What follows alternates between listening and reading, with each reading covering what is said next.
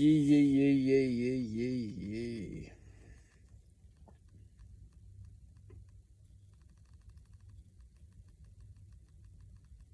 Slowing things down. A lot of the time, it's about forming trust. A lot of the time, we're confused away from trust.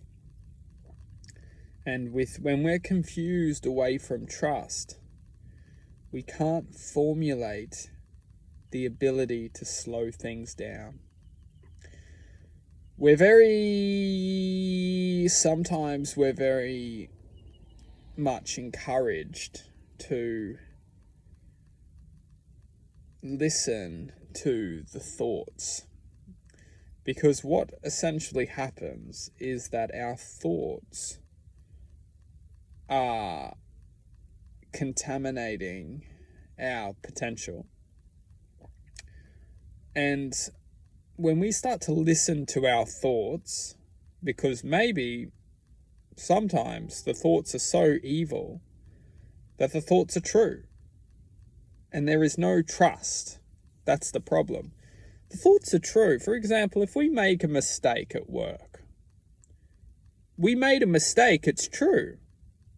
But the thoughts which we perceive are so evil that they start to use that truth against us and start to convince us that essentially, depending on how evil the thoughts attempt to be, but all evil is essentially the same narcissistic force, which is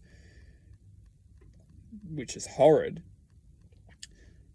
If we don't have trust, we don't have anything, because it's the trust which will grant the ability to say, okay,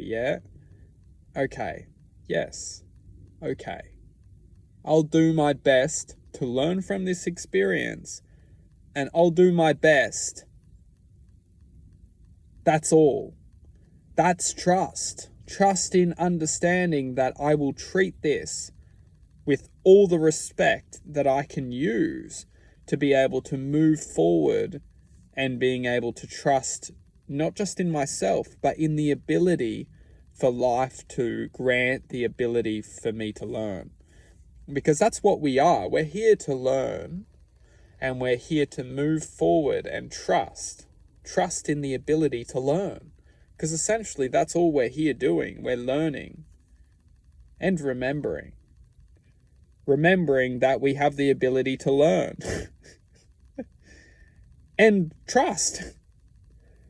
And it's that simple. We lose trust in ourselves, and then we feel that you can go down the rabbit hole of what we can feel and what we can think.